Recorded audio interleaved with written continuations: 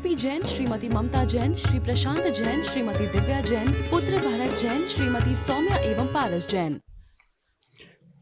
समस्त संसार में संसारी प्राणी चारों गतियों में अपना अपना जीवन व्यतीत करते हुए 84 लाख योनियों में अटके हुए हैं। ये 84 लाख योनि उन जीवों के लिए हुआ करती हैं जो जीव भौतिक जीवन, शारीरिक जीवन और देह सहित होकर इंद्रिय और मन, ये इंद्रियां 5 हुआ करती हैं और मन एक होता है। ये 6 देहधारी जीवों को ही होती हैं। इनका संबंध देह के साथ है। यदि कोई आत्मा देहातीत जीवन जीने का प्रयास कर ले तो वह आत्मा भगवान कहलाएगा, सिद्ध प्रभु कहलाएगा।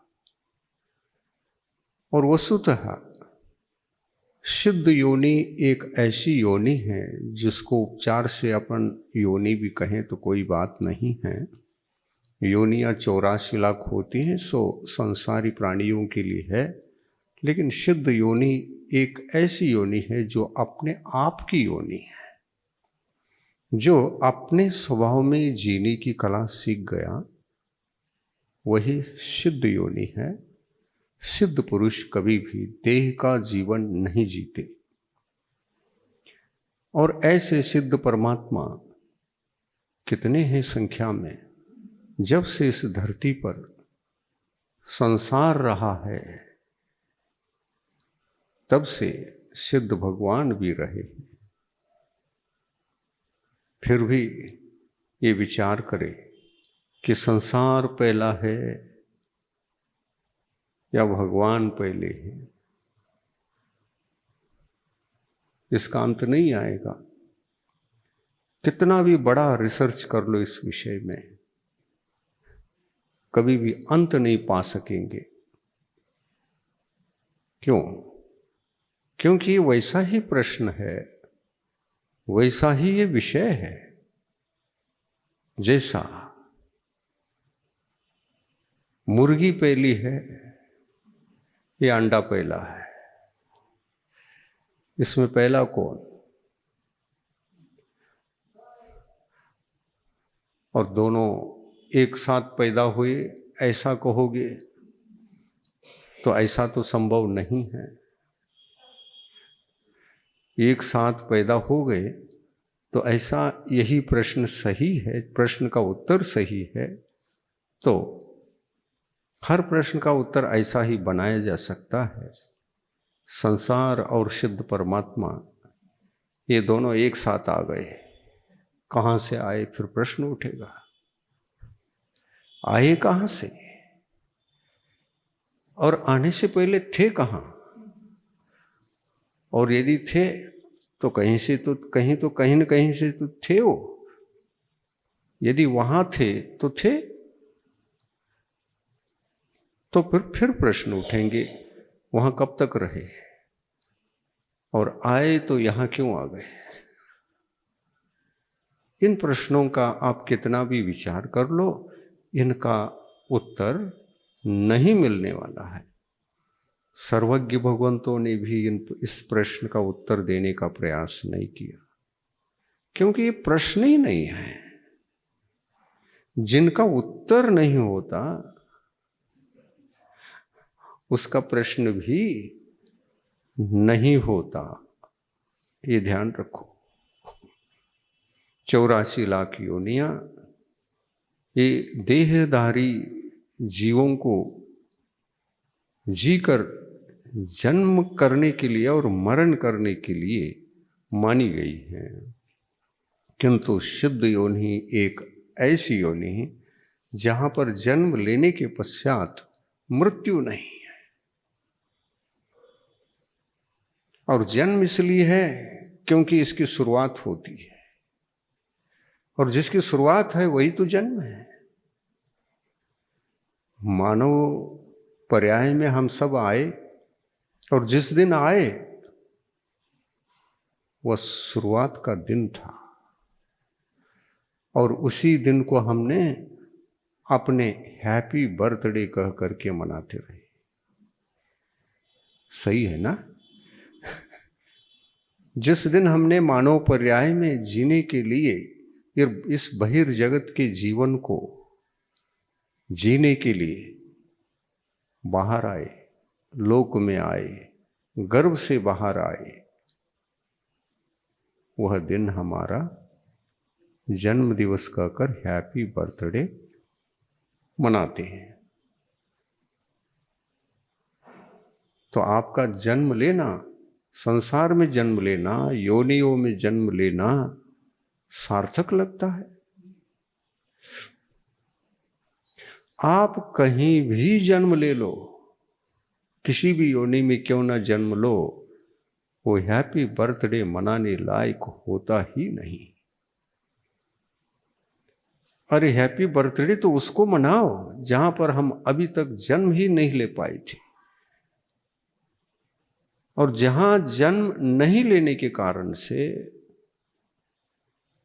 सुख का और दुख का दोनों का जीवन जीना पड़ रहा है। ऐसे जन्म मरण और उस जन्म मरण के कारणीभूत वो योनियों में जन्म हमारा अनंतों बार हो चुका है। और यदि यह जीवात्मा, यह हमारी आत्मा, यदि यह जीवात्मा इस संबंध में विचार नहीं करेगा तो यही लगातार अनंत काल तक भी हमारे साथ योनिमय 84 लाख योनिमय जीवन जीने की परंपरा परिपाटी निरंतर बनी रहेगी। और इन महान दिव्य आत्माओं ने, शलाका पुरुषों ने, पुण्यात्माओं ने, शलाका पुरुषों ने, पुण्यात्माओं ने, उन महात्माओं ने हमको जो मार्गदर्शन दिया है, वह मार्गदर्शन हमारे हित के लिए है। हमारे निजी योनि को पाकर अनंत काल तक जीते रहो। वहां जाने के बाद हैप्पी बर्थडे मनाने का काम भी नहीं और कोई व्यवहार भी नहीं। केवल जीना है, मनाना नहीं। मनाना मना है, मनाना ही मना है, और मनाना चाहो तो मना न पाओगे, क्योंकि न हाथ है न पांव है। किसके साथ मनाओगे? वहीं सिद्ध परमात्मा अनंत संख्या के रूप में उनके चारों ओर बैठे हैं। सिद्धालय में जाकर के देखो, अद्भुत लगेगा। लेकिन देहधारी बनकर जाकर देखोगे तो आप देव बन करके तो जा नहीं सकते। देव पर्यायसी आप मनुष्य बन करके भी नहीं जा सकोगे। आप नारकी बन करके भी नहीं जा सकोगे। आप त्रिरंच बनकर जा सकते हो, सिद्ध भगवान के दर्शन मिलेंगे। महाराज ये बात तो सुनी नहीं थी। हमको सौभाग्य नहीं महान मनुष्य, और त्रिरंच कैसे उनको संभव है सिद्धों का दर्शन साक्षात। सिद्धालय में, सिद्ध लोक में जितने भी सिद्ध परमेष्टि विराजमान हैं, एक एक सिद्ध परमेष्टि के चरणों को ही नहीं, उनके समस्त आत्म प्रदेशों को छू करके, स्पर्श करके उनके बीच में हो करके हम अनंत बार आए, हम लोग भी आए हैं, लेकिन तिरंज गति से आए हैं। कैसे गए होंगे? दिमाग चलेगा क्या? जरा चलाओ। हाँ,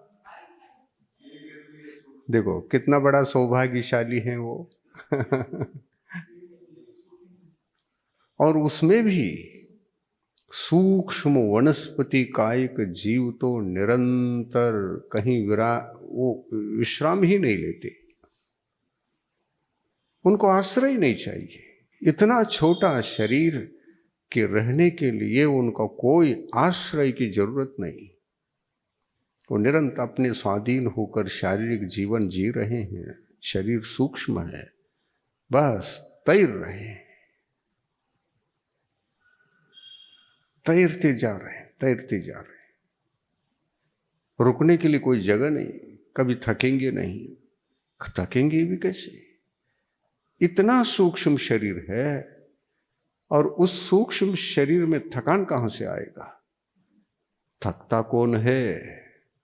जो स्थूलधारी जीव है, शरीरधारी, जो स्थूल शरीरधारी जीव है, उसको थकान होती है। थकान होती है तो बैठने के लिए जगह भी ढूंढ लेता है। जरा ठहरो भाई, थक गए। तो थके क्यों? शरीर की स्थूलता के कारण से थकना होता है। आप स्वयं महसूस करते हैं, आपका शरीर जरा वजन में भारी हो गया, आप पग पग पर थकेंगे। रास्ता चलते चलते कई बार बैठने के भाव जगेंगे। और शरीर हल्का है तो आपका शरीर थकेगा नहीं, है ना? फिर भी थकता है। बहुत चल दिया तो थकेगा कि नहीं? और स्थूल हो तो बार बार थकेगा।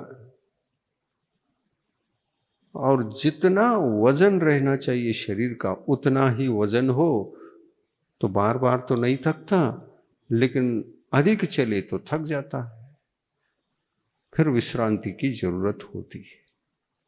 लेकिन निगोदी जीव एक ऐसा जीव है, वह चलने फिरने इत्यादि के लिए कोई सहारे की जरूरत नहीं,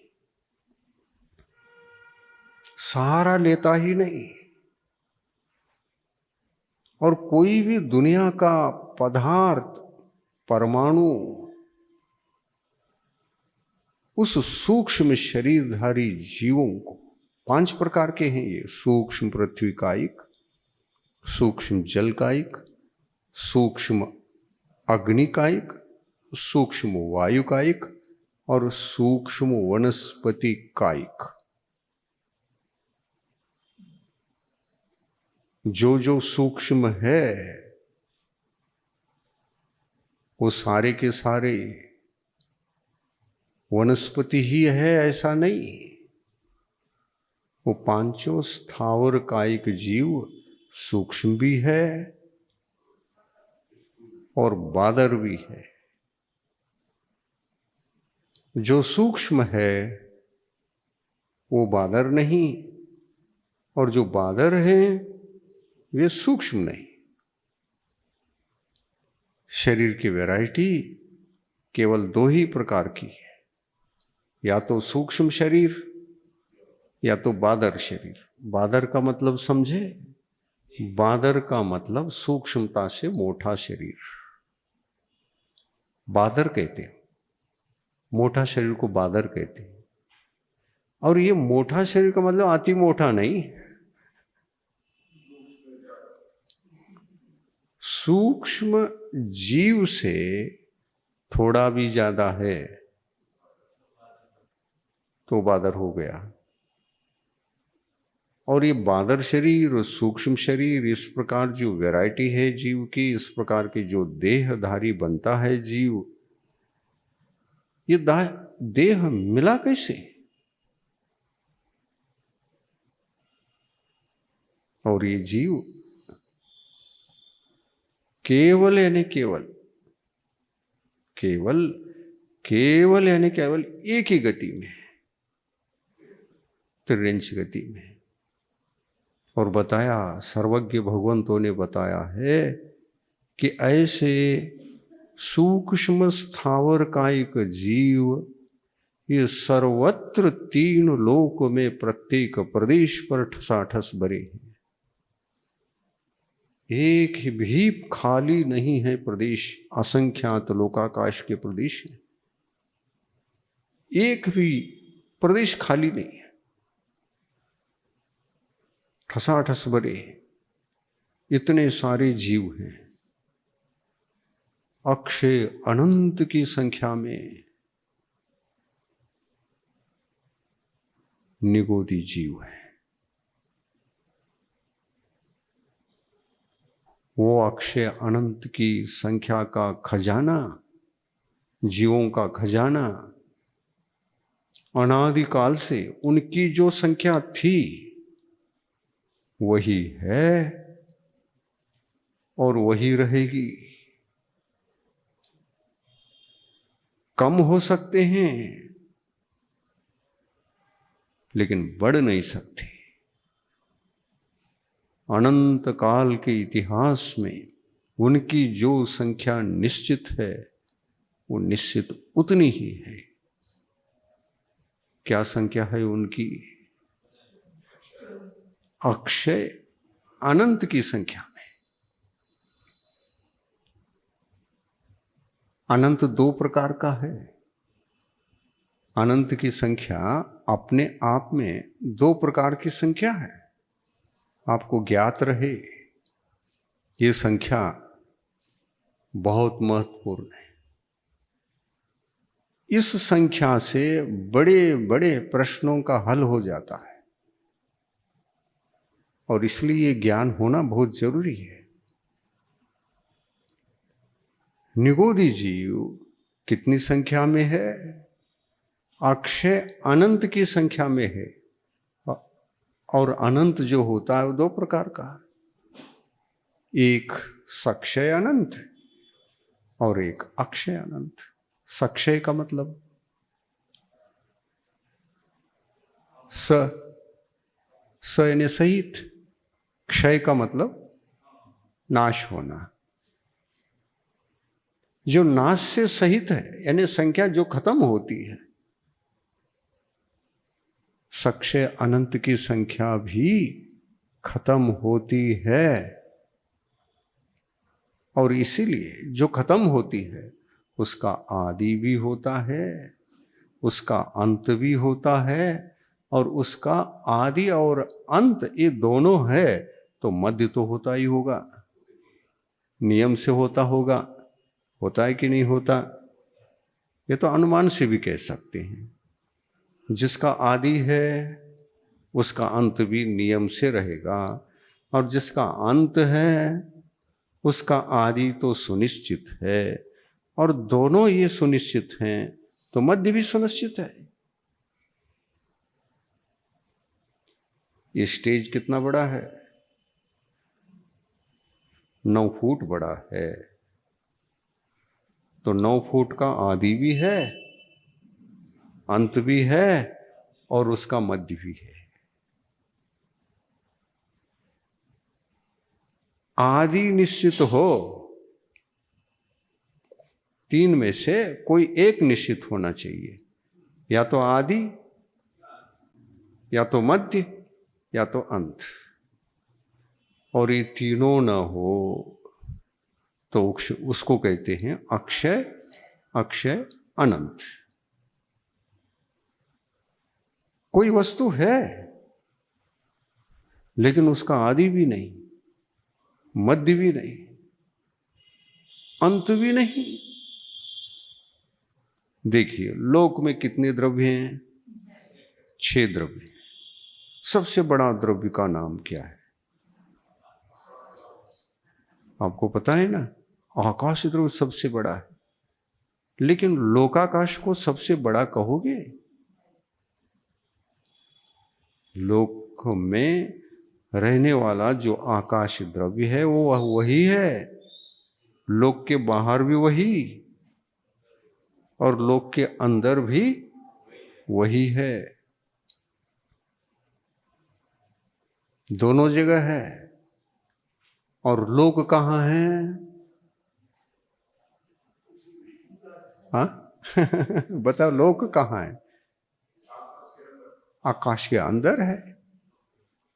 आकाश आधार है और लोक आधे है।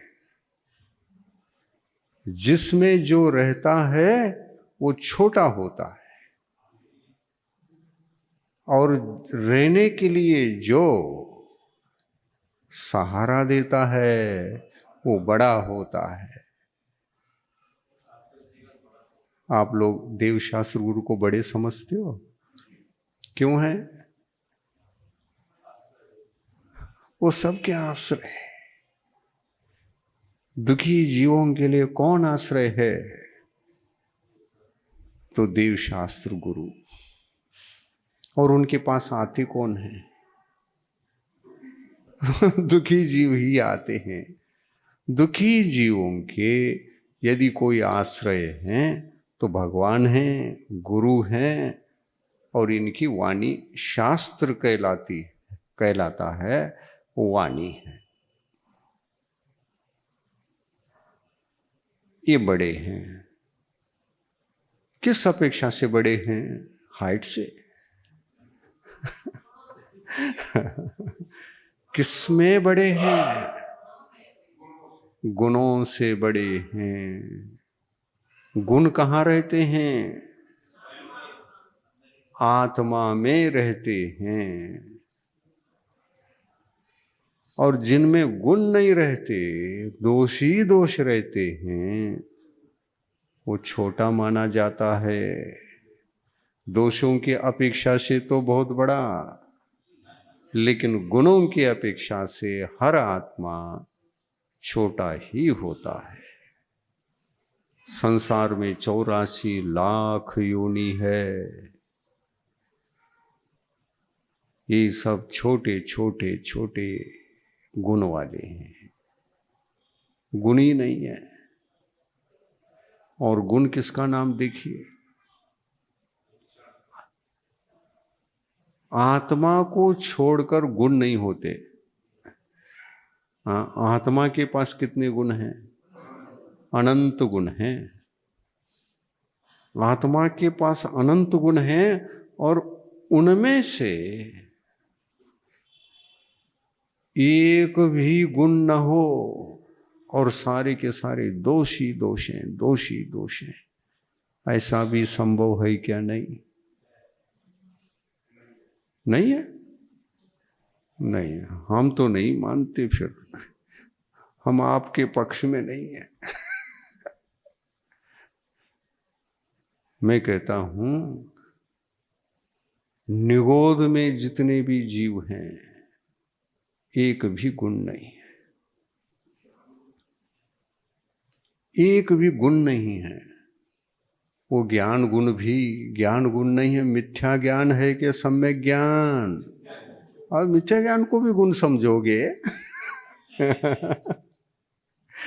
वो सामान्य गुण है, कहने के लिए गुण है, उपचार से। आत्मा के लक्षण की अपेक्षा से तो देखिए, आत्मा के लक्षण की अपेक्षा से उपयोगो लक्षणम कह दिया।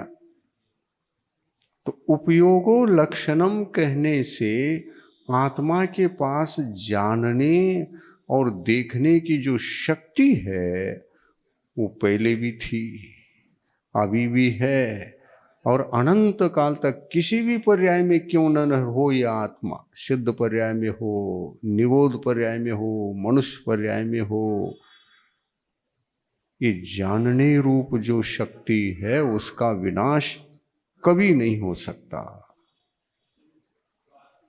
जैसे सूर्य के भीतर जो उष्णता है वो कभी कम नहीं पड़ने वाला है। क्या ईंधन होगा? हमारी रोटी सिक रही है, पानी गर्म हो रहा है, हम नहा रहे हैं, सारी दुनिया नहा रही है। सिगड़ी के बिना, अग्नि जलाए बिना, निसर्ग की शक्ति को प्राप्त करके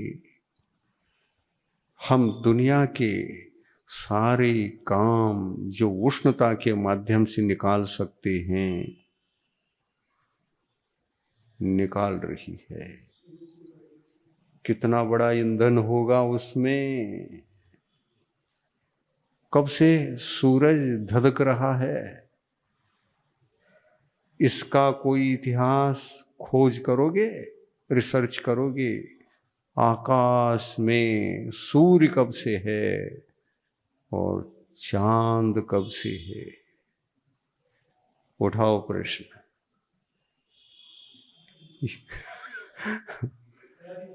आकाश के सूर्य और चांद कब से हैं, इसका भी कोई उत्तर नहीं है। सर्वज्ञ भगवान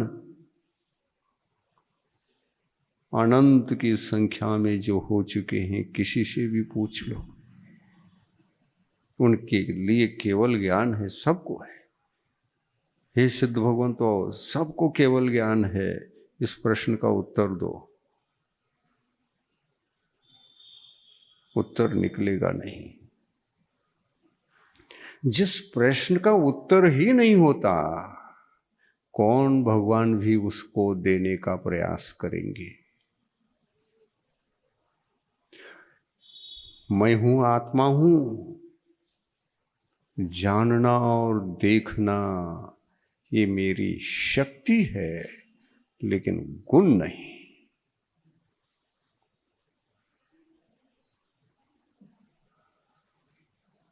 ये शक्ति है, शक्ति को गुण नहीं कहा। शक्ति का जब हम सदुपयोग करेंगे तब गुण की उत्पत्ति होगी। आया समझ में आ रहा है? जल्दी समझ में नहीं आता। अध्यात्म है ना, बल्ब जरा जलता नहीं है, ट्यूबलाइट है ना।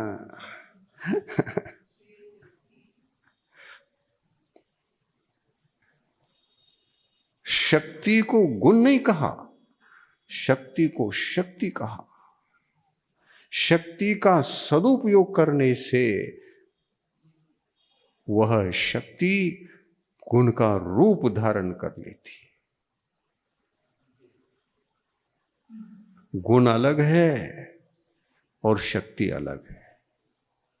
यह शक्ति मूल शक्ति है, सामान्य है। यह दोष की उत्पत्ति में भी कारण बन सकती है और गुण की उत्पत्ति में भी कारण बन सकती है। उसी शक्ति का परिणमन सही दिशा में प्रवाहित हो तो वह शक्ति गुण का रूप धारण कर लेती है और इसी को ज्ञान गुण कहा। लेकिन गुण नहीं, ज्ञान एक शक्ति है मूल में। ज्ञान एक शक्ति है मूल में। उस शक्ति का सदुपयोग निगोद जीव कर सकते हैं क्या? कर्मधारी जीव कर सकते हैं क्या? शक्ति का सदुपयोग उस जीव के लिए संभव जब वो अपने आप को जानेगा। मैं क्या हूं, मेरे गुण क्या हैं और मेरे दोष क्या हैं, मेरी शक्ति क्या है और मैं कैसा जीवन जी रहा हूं। उस शक्ति का मैं सदुपयोग कर रहा हूं या दुरुपयोग कर रहा हूं। यदि सदुपयोग हो रहा है तो उसी शक्ति का नाम धर्म हो गया।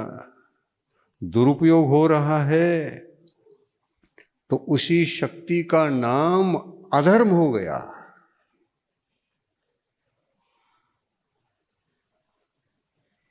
जैन दर्शन में कहा है वत्थु सहावो धम्मो, धर्म की परिभाषा बता दी। और यह धर्म की परिभाषा अत्यंत उत्कृष्ट परिभाषा है, चरम सीमा की परिभाषा है और टॉप लेवल की परिभाषा है। इसके पश्चात परिभाषा कुछ नहीं।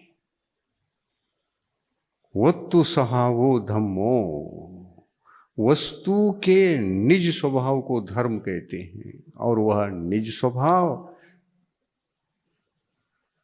दोष रूप हो तब या गुण रूप हो तब। कब वह स्वभाव? गुण रूप हो तब स्वभाव, और दोष रूप हो तब विभाव।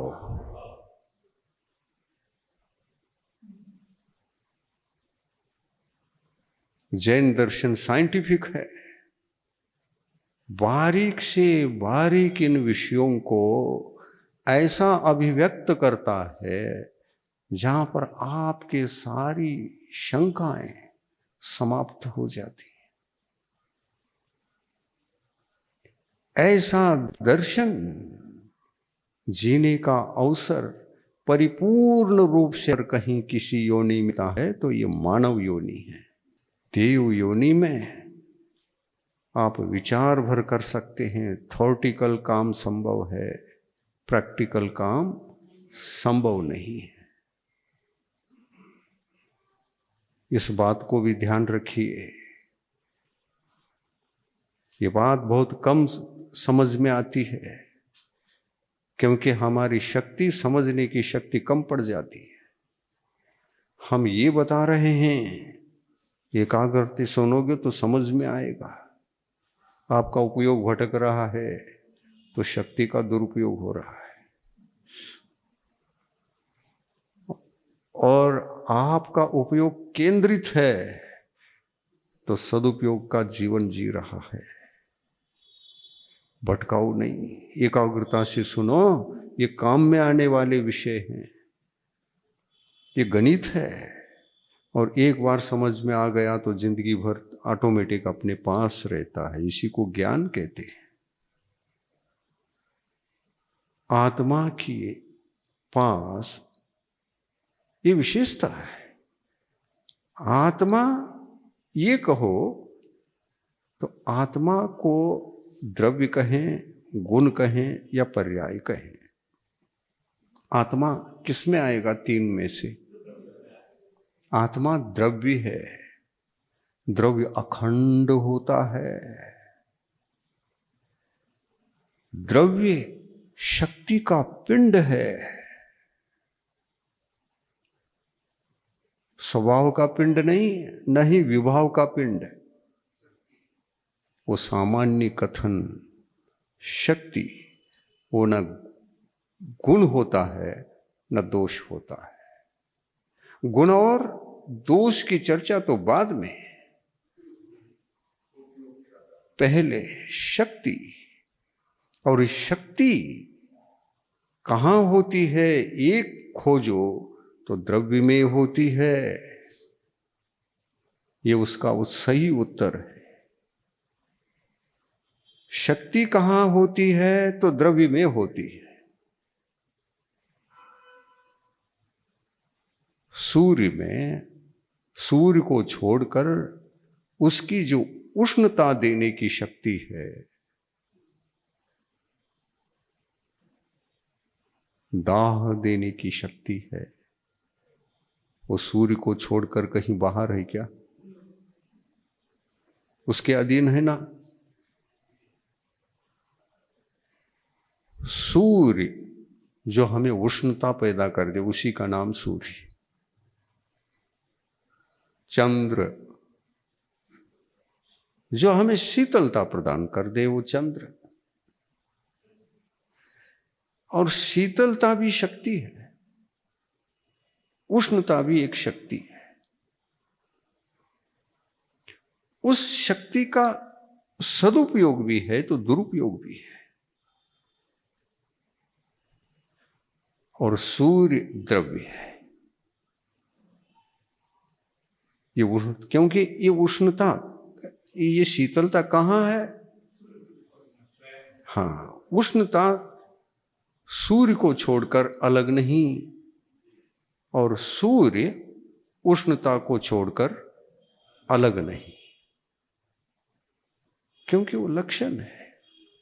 जहां जहां सूर्य है वहां वहां उष्णता है, जहां जहां उष्णता है वहां वहां सूर्य है। ये न्याय है। कोई भी प्रश्न अटक रहा हो, न्याय का सहारा ले लो, न्याय का सहारा ले लो। न्याय चाबी है जो तुरंत अटके हुए प्रश्नों को सॉल्व कर देता है, ताला खुल जाता है।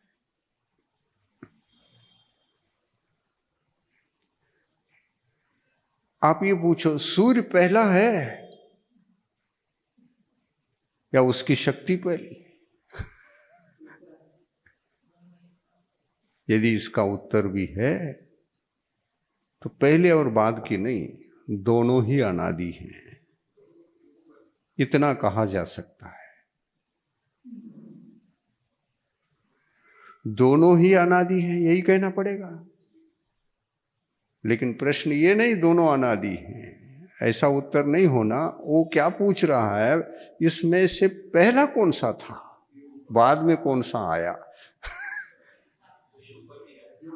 ऐसा नहीं है। जब से सूर्य है तब से उष्णता भी है, जब से उष्णता है तब से सूर्य भी है, तो दोनों अनादि हो गए ना। जब से मतलब कब से? जब से जब से ये है वो भी है, और जब से वो है ये भी है, तो अनादि हो गए ना, दोनों ही अनादि हो गए ना। अब फिर भी इसमें से कौन सी पहली हो सकती है, ये रिसर्च करना व्यर्थ है, आपाधापी है। तलवार आकाश में मारोगे तो कोई कुछ मिलने वाला नहीं है, तलवार घूमता रहेगा। काय के लिए घुमा रहे हो?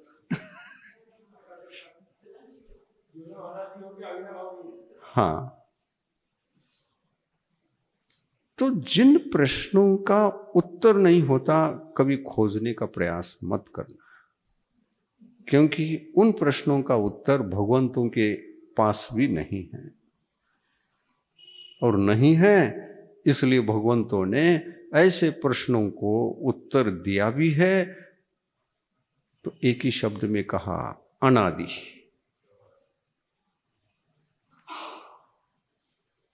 भगवान अनादि शक्ति को कहा या द्रव्य को कहा? उन्होंने कहा दोनों के लिए हो गया ये। मत समझो कि द्रव्य के लिए हमने कहा। भगवंतों ने ये कह दिया, वो दोनों के लिए घटित कर लेना, अनादि, बस एक ही शब्द में निपटा दिया। नहीं भगवान, ऐसा मेरा प्रश्न नहीं था, आपने अनादि कह दिया, अधूरे में अटका दिया। पहली कौन सी?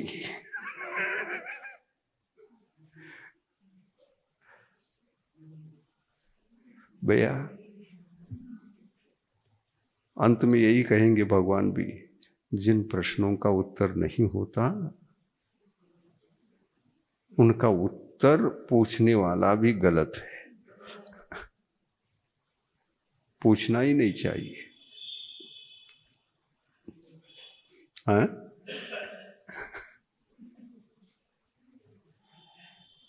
और फिर भगवान कहते हैं, फिर भी पूछते हो, तुम्हारे लिए ही एक प्रश्न पूछते हैं, हमारे केवल ज्ञान में उसका उत्तर नहीं मिलता है हमें, तो तुमको तो मिल सकता है।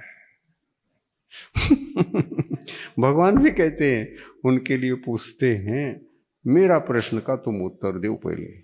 और सामान्य प्रश्न, प्रश्न कोई जटिल नहीं है। तुमने अंडे को देखे हो? देखा है? हाँ देखा है। मुर्गी को भी देखा है। हाँ, तो हमारे घर के सामने बहुत सारे घूमते हैं।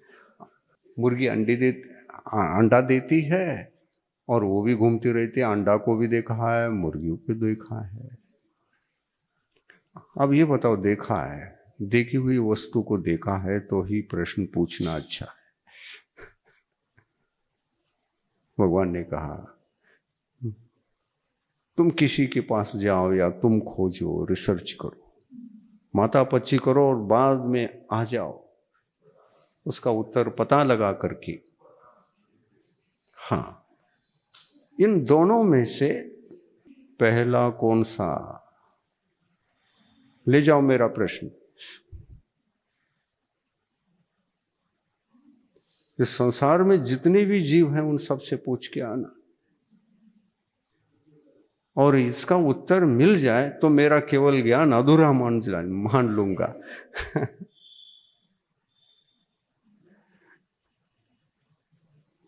मैं अपने आप को कम समझूंगा और ये समझूंगा मेरी ज्ञान शक्ति को ढाकने वाला कोई पुद्गल परमाणु ज्ञानावरणी कर्म बचा था, इसलिए उत्तर मालूम नहीं चला।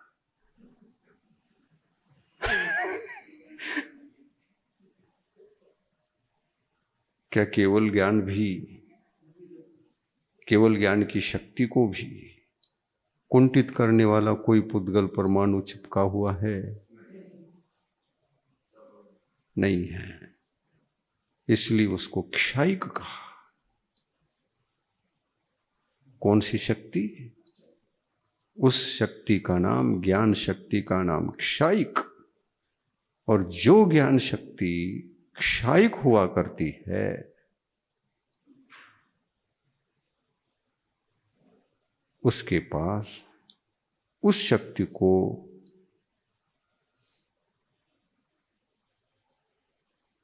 उसका विनाशक कोई एक भी प्रतिरोधक कोई द्रव्य नहीं है, न कोई पुद्गल परमाणु और न कोई द्रव्य। वो स्वतंत्र शक्ति है। आत्मा के पास जो शक्ति है, ज्ञान शक्ति है, वो अनंत है। उसी अनंत शक्ति को पाने की साधना है ये जैन दर्शन। बहुत गहरा दर्शन है। इस दर्शन को जिसने समझ लिया वो गलती नहीं करेगा। अपने जीवन को संसार में डालकर अपने जीवन के इन दिनों को, इन क्षणों को, ये समय को, एक भी सेकंद को, एक भी समय को बर्बाद करना नहीं चाहेगा। और हम बर्बादी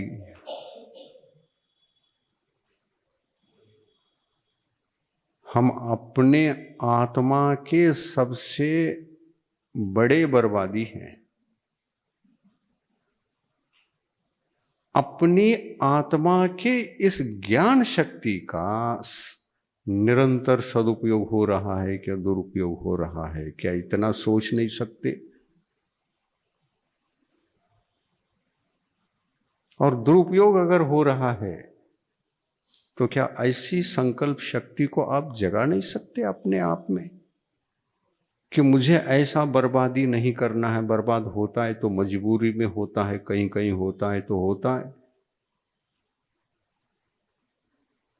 लेकिन ऐसे बर्बादी का जीवन मैं नहीं जीऊंगा। भरसक प्रयत्न करूंगा, पुरुषार्थ करूंगा, मेरी इस ज्ञान शक्ति का दुरुपयोग कम से कम हो। ये साधना कहलाती है। और इस साधना के पथ से गुजरते समय आत्मा गुणवान बनता चला जाता है। और इसलिए ज्ञान की जो शक्ति है उस शक्ति को जगाओ, समझो और उसको संकल्प दिलाओ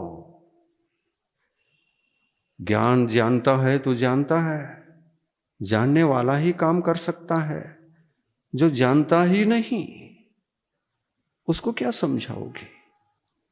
आत्मा के पास जो अनंत गुण है, अनंत शक्ति रूप है, प्रत्येक गुण अनंत शक्ति वाला है। चाहे वो चेतन गुण हो चाहे अचेतन गुण हो, प्रत्येक गुण अनंत शक्ति वाला है। उदाहरण के लिए सोचिए, बहुत बड़ी बात बता रहा हूं, बहुत बड़ी बात है। आत्मा के पास गुण भी हैं, अचेतन गुण भी हैं और चेतन गुण भी हैं, क्या नहीं? तो कुछ गुणों का नाम तो लो, अचेतन गुणों को गिनो।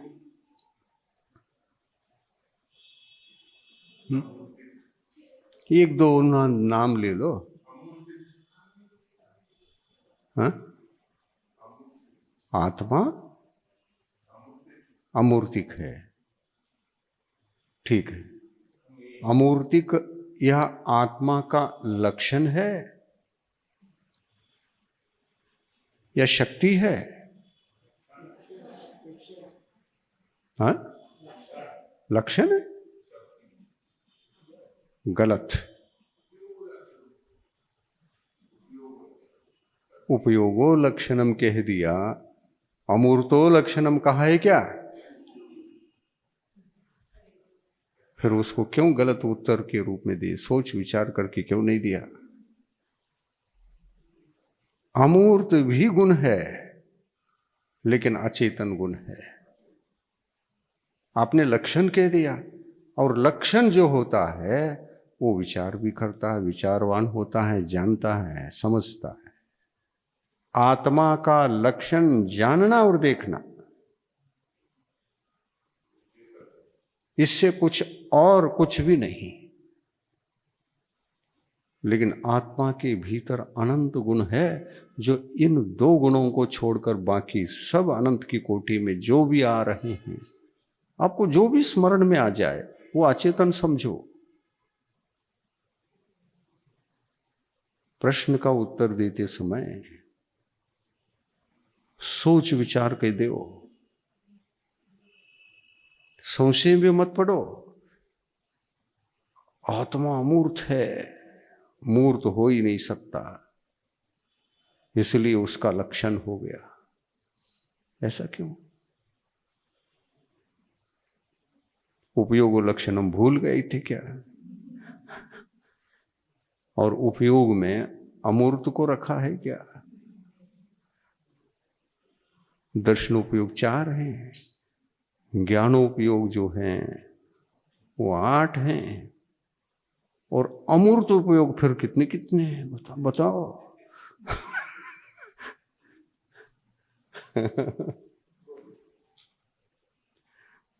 समझ रहे कि नहीं? जब तत्व चर्चा होती है तो पूर्वापर दोष रहित तत्चर्चा होती है, उसी को चर्चा कहते हैं। कैसी भी चर्चा हो गई, 4 अज्ञानी मिलकर के बैठ गए, उसमें से थोड़ा सा एक ज्ञानी था, कुछ हद तक वह भी ज्ञानी था, उनके पास भी इतना ज्ञान नहीं था, विवेक नहीं था कि हर प्रश्न का सही उत्तर ही दे दे। वो 4 लोग बैठ जाते और नियम लेते, जिंदगी भर हम 8 लोग आएंगे, यहां बैठेंगे, तत्व चर्चा करेंगे, धर्म का ज्ञान जुटाएंगे। जुटाते जुटाते वो अपने ज्ञान का स्वयंभू बनकर अपने आप को ज्ञानी भी मानने लगते हैं। ये नहीं है कि अपन फिर भी अज्ञानी हैं। हम 50 साल हो गए स्वाध्याय कर रहे हैं, बहुत ज्ञानी हैं, हम बड़े हैं आपसे। शुद्धों से पूछो आप कितने बड़े हैं? फिर ये तो अपने आप को बड़े समझ रहे हैं। सिद्ध भगवान कहते हैं हम न बड़े हैं न छोटे हैं, हम अपने आप के स्वभाव में।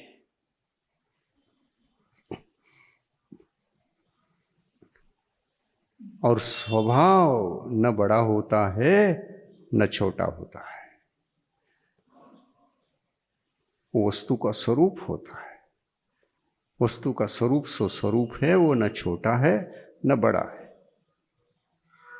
हाँ, बड़े छोटे का जो सवाल होता है, सवाल बीच में आता है, सवाल का मतलब प्रश्न, ये महाराष्ट्री शब्द है। सवाल सवाल, ये क्या सवाल?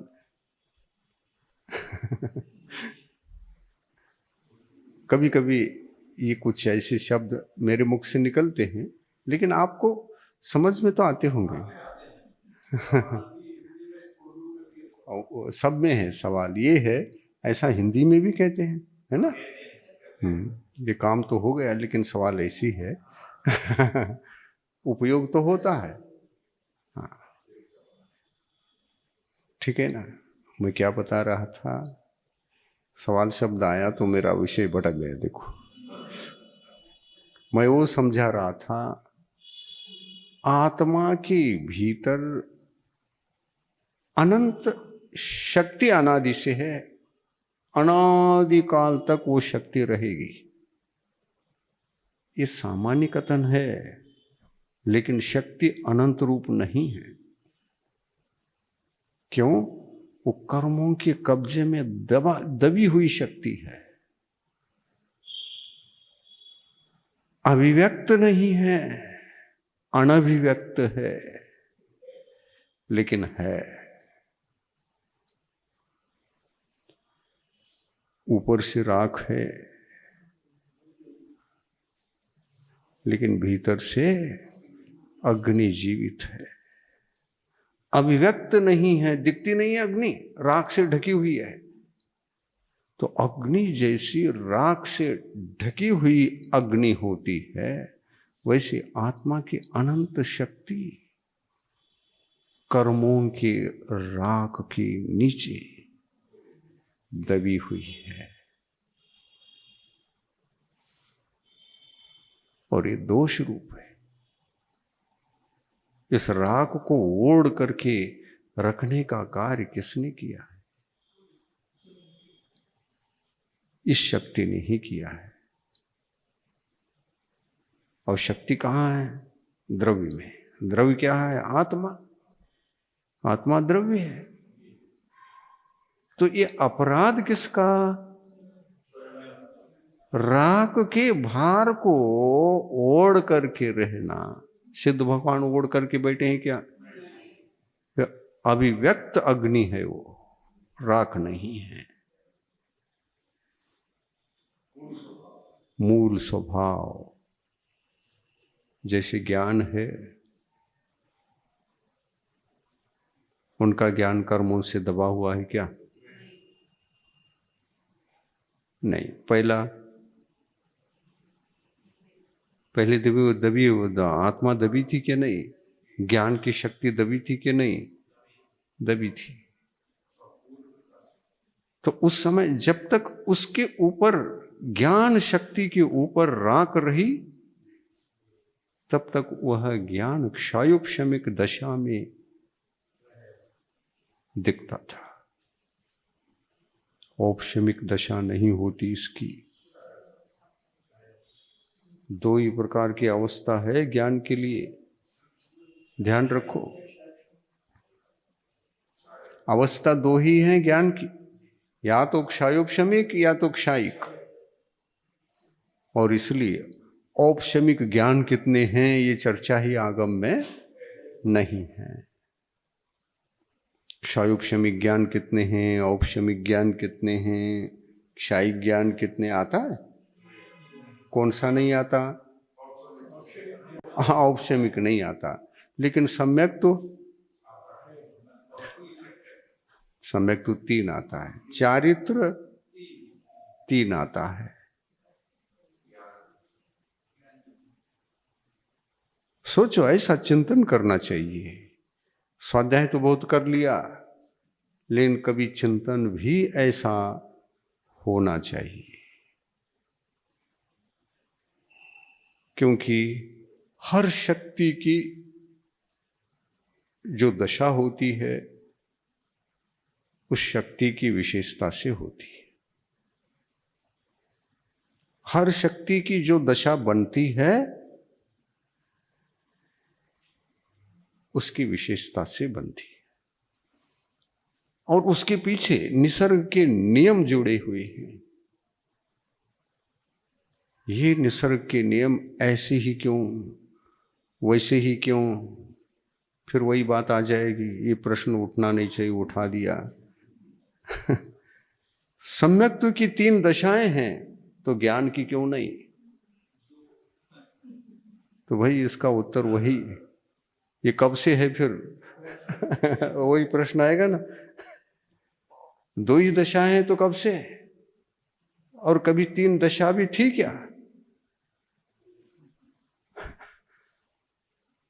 अगर 2 दशा के पहले कभी 3 दशा होती तो इसका उत्तर होता।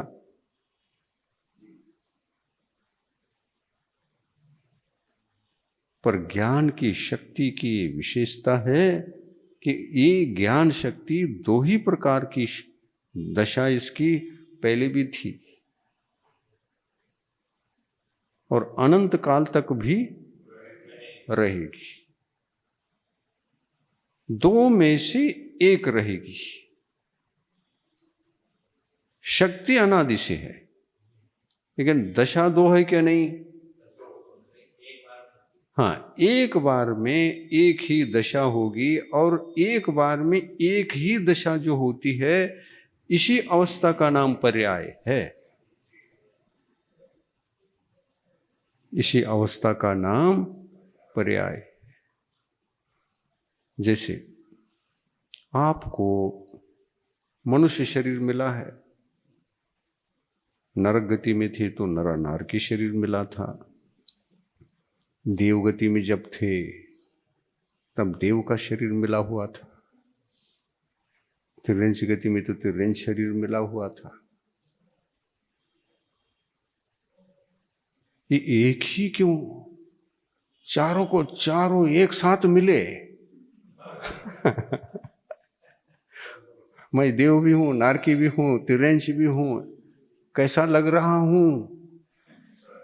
चारों रूप लग रहा हूं क्या? नहीं। ये कभी ऐसी घटना घटी है आपके साथ?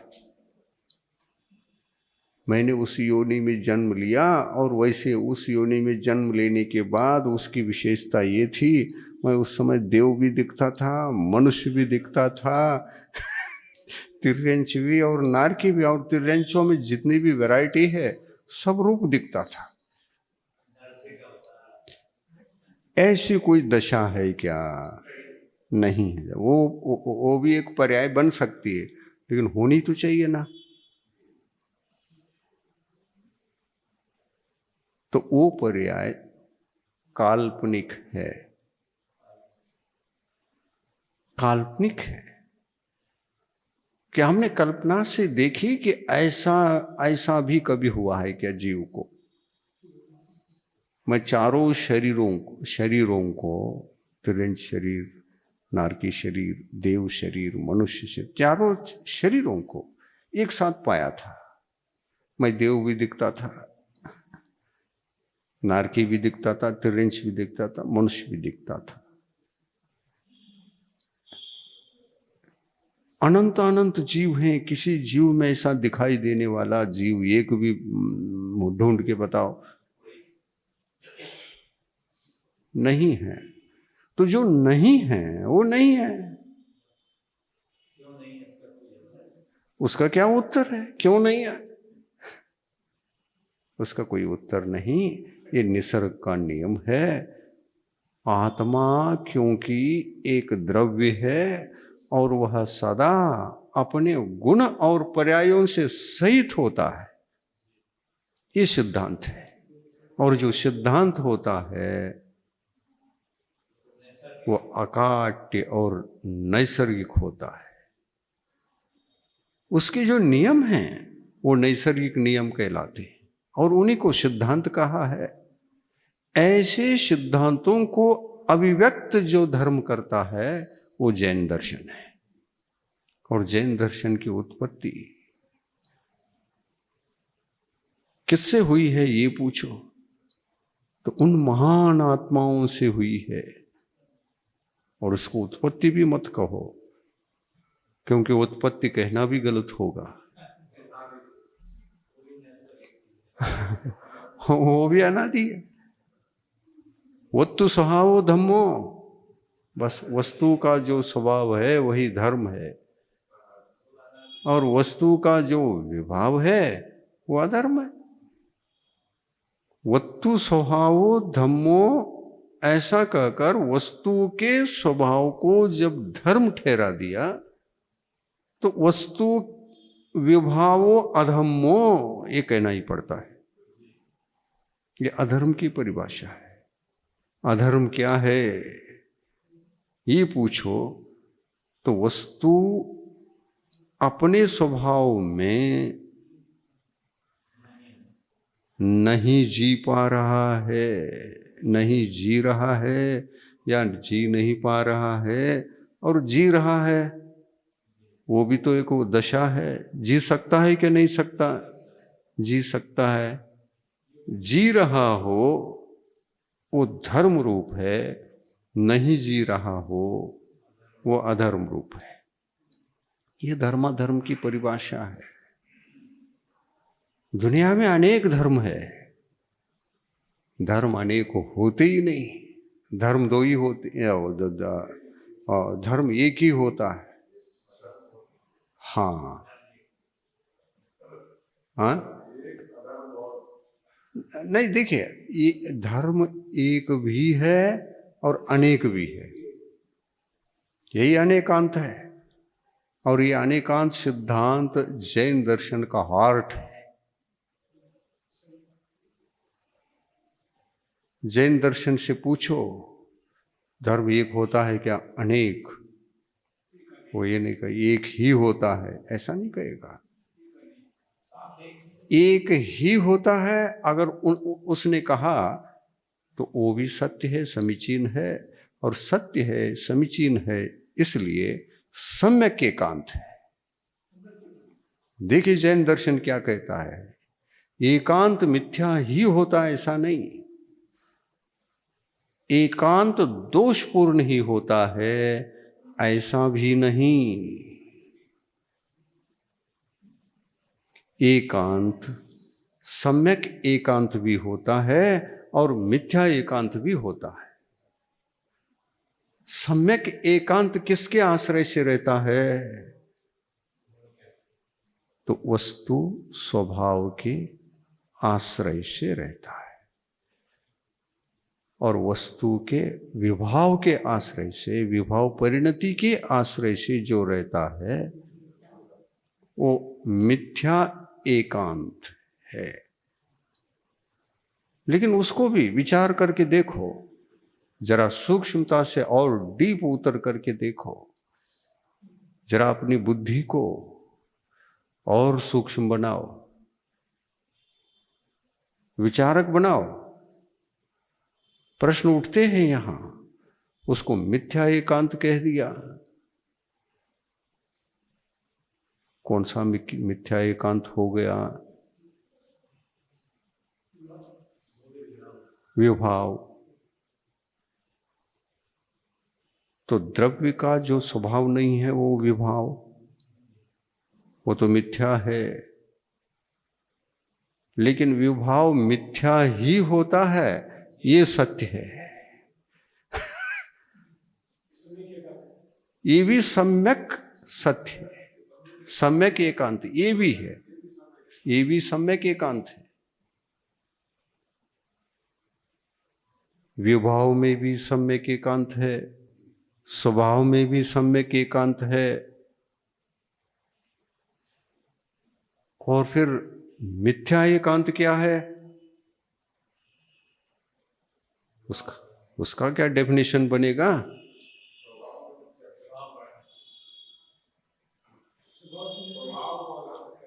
हाँ? नहीं, स्वभाव तो अधर्म है, अधर्म ही है, सम्यक एकांत हो गया ना। क्या धर्म भी है, विभाव धर्म भी है, और अधर्म भी है, ऐसा कुछ है? विभाव मात्र अधर्म ही है, ये सम्यक एकांत है। किंतु जब इसमें स्वभाव का आरोप करके कहा जाता है तो धर्म भी कहा जाता है।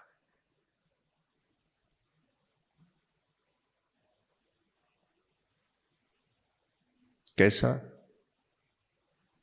तो बुद्धि को तीक्ष्ण बनाओ, समझ में आएगा। उपयोग को भटकाने से समझ में आने वाला नहीं है। एकाग्रता जरूरी है। कैसा? तो देखिए,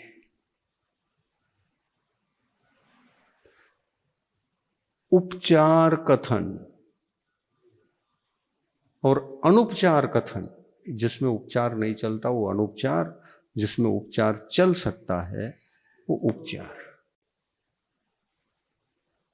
सिद्ध भगवान है क्या? नहीं, लेकिन सिद्ध भगवान इस बात को है कह रहे हो ना, वो स्वीकार नहीं करते। मैं भगवान हूं भी और नहीं भी, वो स्वयं कह रहे हैं। हे भगवान ऐसे क्यों? आप भगवान होकर के हूं भी और नहीं भी, ये कौन सा अनेकांतवाद है आपका? ये मिथ्या है, हम नहीं मानते इसको। पागल कहाँ का? तू माने या ना मानो, मैं संसारी भी हूं और भगवान भी हूं, संसार मुक्त भी हूं। तो भगवान ये तो समझ में ही नहीं आ रहा है। तो संसारी भी हूं ये कह रहे हैं, तो अरहंत भगवान भी हो क्या? हाँ ठीक है, मैं अरहंत भगवान भी हूं, सिद्ध भगवान भी हूं। पूज्य गुरुवर के श्रीमुख से कल के भाग में श्रवण कीजिए। पुण्य के लिए धर्म करने वाला सच्चा धर्मात्मा नहीं, जाने कैसे। यह उन आत्माओं का व्यक्तिगत विशेषता है कि वे अंतर्यात्री हैं, इसलिए आराध्य हैं, वंदनीय हैं, पूजनीय हैं, जिनकी हम सुबह तो पूजा करते हैं, प्रातः वेला में उनकी आराधना होती है, पूजा अनुष्ठानों के माध्यम से, अभिषेक इत्यादि के माध्यम से, दान इत्यादि के माध्यम से, पंच परमेष्टियों में एक आराध्य अवस्था का आदर, सत्कार, सेवा इत्यादि ये कार्य जो होते हैं प्रातः वेला से लेकर मध्याह्न वेला तक ये लगातार जारी रहते हैं। इस कार्यक्रम के पुण्यार्जक हैं श्री आर.पी. जैन, श्रीमती ममता जैन, श्री प्रशांत जैन, श्रीमती दिव्या जैन, पुत्र भरत जैन, श्रीमती सौम्या एवं पारस जैन।